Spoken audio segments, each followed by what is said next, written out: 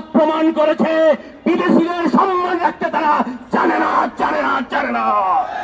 ভারতীয় হাই কমিশনারকে ডেকে কড়া প্রতিবাদ করে ভারতের কোন পণ্য বাংলাদেশের বাজারে বিক্রি হবে না। স্পষ্ট ঘোষণা, যেই লোক ভারতের পক্ষে হামদর্দি দেখাবে, যেই দল ভারতের পক্ষে হামদর্দি দেখাবে, সে বাংলাদেশের শত্রু, বাংলাদেশের স্বাধীনতার শত্রু, বাংলাদেশের সার্বভৌমত্বের শত্রু। ত্রিপুরা আমাদের, আসাম আমাদের, মিজোরাম আমাদের, সমগ্র পূর্বাঞ্চল নিয়ে নতুন বাংলাদেশের সীমানা হবে ইনশাআল্লাহ। ইসলামী আন্দোলন বাংলাদেশের মহতারাম মহাসচিব, সংগ্রামী জননেতা অধ্যক্ষ হাফিজ মাওলানা ইউনুস আহমদ, আজকের বিশেষ অতিথি ইসলামী আন্দোলন বাংলাদেশ ঢাকা মহানগর দক্ষিণের সংগ্রামী সভাপতি মাওলানা ইমতিয়াজ আলম সহ কেন্দ্রীয় নেতৃবৃন্দ, নগর দায়িত্বশীল বৃন্দ, সহযোগী সংগঠনের দায়িত্বশীল বর্গ, সমবেত ভাই ও বন্ধুগণ, আপনারা সবাই জানেন আজকে আমরা বিক্ষুব্ধ মনে এখানে একত্রিত হয়েছি। শুধুমাত্র যে ত্রিপুরায় হামলা হয়েছে ব্যাপারটা এরকম নয়, বরং এর আগে কলকাতায় হাইকমিশনে আক্রমণের চেষ্টা করা হয়েছে। সারা ভারতেই মুসলমানদের উপর লাগাতার আক্রমণ হচ্ছে, হামলা হচ্ছে। এটা ছিল শুধু মুসলমানদের উপরে হামলা, কিন্তু আজ যখন কলকাতায় হামলার চেষ্টা হয়েছে, আজ যখন আগরতলায় বাংলাদেশ দূতাবাসে হামলা হয়েছে, এটা শুধু মুসলমানের উপরে হামলা নয়, এটা বাংলাদেশের উপরে হামলা। এটা কোনো বাংলাদেশে নিয়ে নিতে পারে না। প্রিয় ভাইয়েরা আমার, আমরা লাগাতার ভাবে দেখছি এই বিজেপি সরকার 5 তারিখের পর থেকে সুপরিকল্পিত ভাবে বাংলাদেশ বিরোধী প্রচারণা চালাচ্ছে।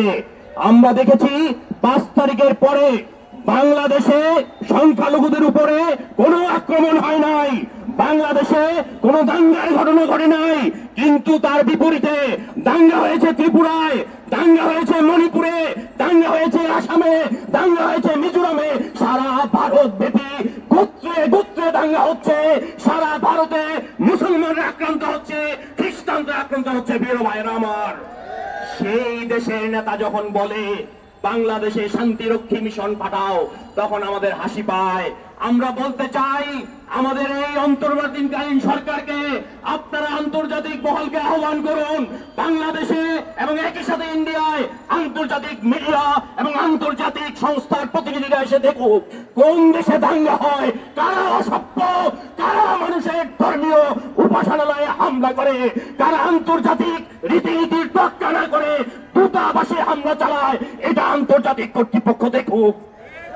প্রিয় ভাইয়েরা আমার, আন্তর্জাতিক আইন কানুন অনুযায়ী প্রত্যেক দেশে ওই দেশে অবস্থিত বিদেশি দূতাবাস, হাই কমিশনের নিরাপত্তার দায়িত্ব ওই দেশের সরকারের। ভারত প্রমাণ করেছে বিদেশিদের সম্মান রাখতে তারা জানে না। এই অসভ্য জাতির সাথে সভ্য আচরণ হতে পারে না।